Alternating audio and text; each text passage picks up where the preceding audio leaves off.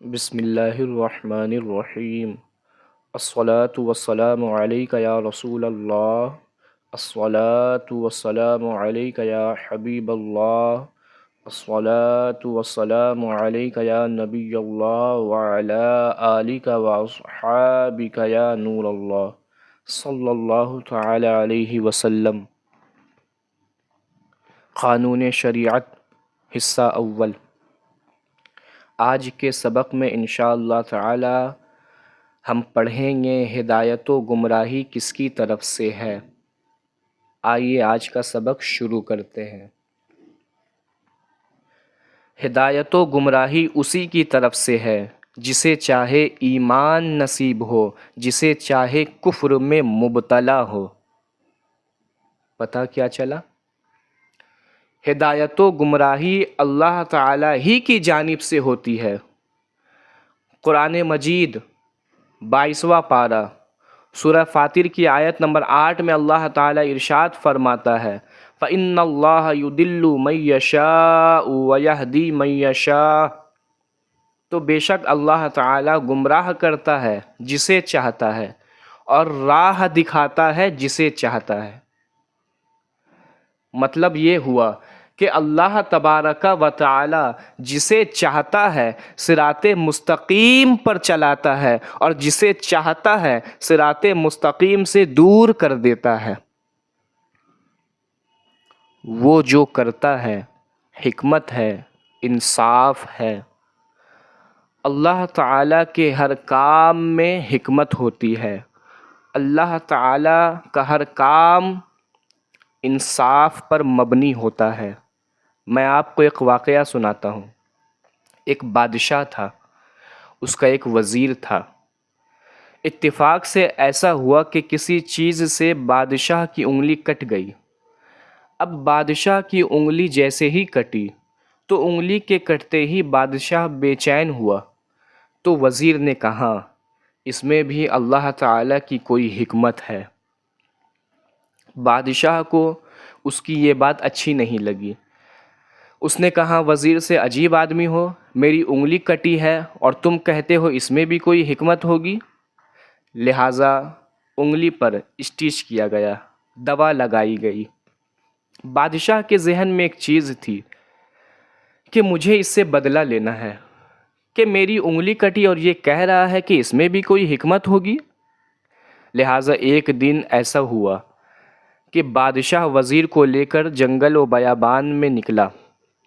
وہاں ایک کنواں تھا۔ بادشاہ نے وزیر سے کہا ذرا دیکھو تو یہ کنواں کیسا ہے۔ جیسے ہی وزیر کنویں کی طرف بڑھا، بادشاہ نے اس کو اندر گرا دیا۔ وزیر اندر گر گیا۔ جیسے ہی وزیر گرا، بادشاہ نے کہا اس میں بھی کوئی حکمت ہوگی جو تو اندر گرا۔ اب وزیر ہوا پریشان۔ وزیر ہے کنویں کے اندر، اب بادشاہ نکلا واپس جانے کے لیے۔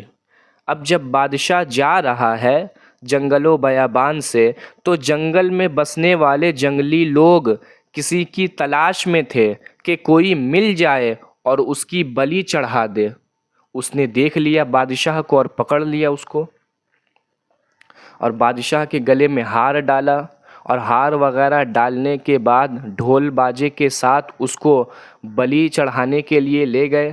ابھی قریب تھا کہ اس پر حملہ ہوتا، اس کی بلی چڑھائی جاتی کہ کسی کی نظر اس کی کٹی ہوئی انگلی پر پڑ گئی کہ انگلی پر اسٹچ ہے، انگلی زخمی ہے۔ ہاتھ روک لیا گیا، عیب دار چیز کی بلی نہیں چڑھائی جاتی، اور اس طرح سے بادشاہ بچ گیا۔ تب بادشاہ کے سمجھ میں یہ بات آئی کہ میری انگلی کے کٹنے میں اللہ تعالیٰ کی حکمت تھی۔ اگر یہ انگلی کٹی ہوئی نہیں ہوتی تو آج میں بچ نہیں پاتا۔ پھر اس کے ذہن میں آیا وزیر کو میں نے کنویں میں پھینکا، اس میں کیا حکمت ہوگی؟ تو پلٹ کر آیا کنویں کی طرف اور کنویں کے کنارے پر کھڑا ہو کر وزیر سے کہا چل آ جا، میں تجھے باہر نکالتا ہوں۔ کہا بادشاہ سب خیریت تو ہے؟ کہا تیری یہ بات بالکل صحیح تھی، میری جو انگلی کٹی نا اس میں بھی کوئی حکمت تھی۔ مجھے بات سمجھ میں آ گئی، لیکن یہ تو بتا اے وزیر، تیرے اندر جانے میں کیا حکمت ہے؟ کیا اس میں بھی کوئی حکمت ہے؟ وزیر نے کہا ہاں، اس میں بھی حکمت ہے۔ اگر میں آپ کے ساتھ ہوتا تو میں تو تندرست تھا، آپ کی تو انگلی کٹی تھی، آپ میں تو عیب تھا، مجھ میں تو عیب نہیں تھا، لہٰذا مجھے بلی چڑھا دیا جاتا۔ اللہ اکبر۔ تو کیا بتایا گیا؟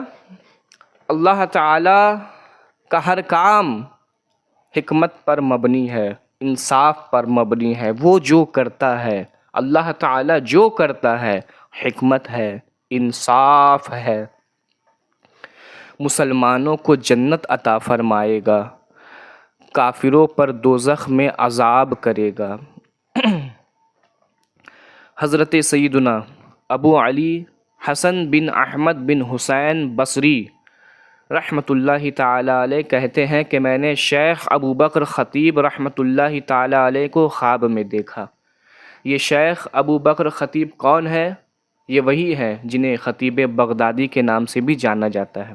فرماتے ہیں کہ میں نے شیخ ابو بکر خطیب رحمۃ اللہ تعالیٰ علیہ کو خواب میں دیکھا کہ خوبصورت سفید رنگ کا عمامہ اور سفید لباس پہنے مسکرا رہے ہیں۔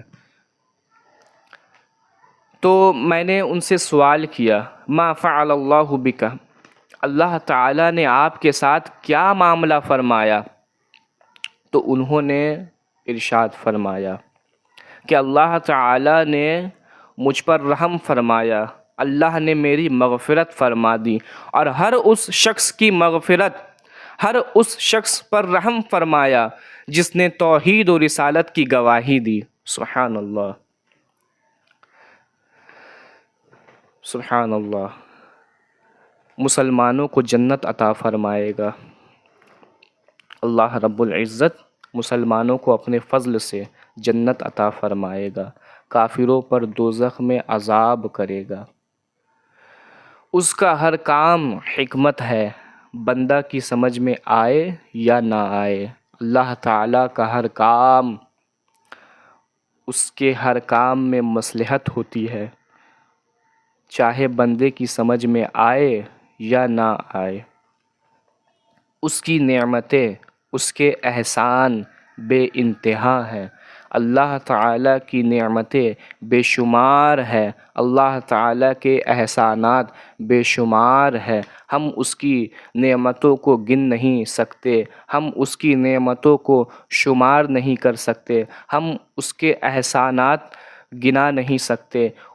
اللہ تعالیٰ کے احسانات بندوں پر اتنے ہیں کہ بندہ اگر شمار کرنا چاہے بھی تب بھی شمار نہیں کر سکتا۔ اللہ کی بے انتہا نعمتیں ہیں، اللہ کے بے انتہا احسانات ہیں۔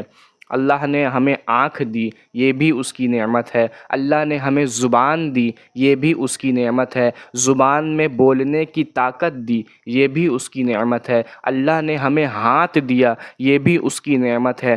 ہاتھوں میں طاقت عطا کی، یہ بھی اس کی نعمت ہے۔ اللہ نے پاؤں دیا، یہ بھی اس کی نعمت ہے۔ پاؤں میں اللہ نے طاقت دیا، یہ بھی اس کی نعمت ہے۔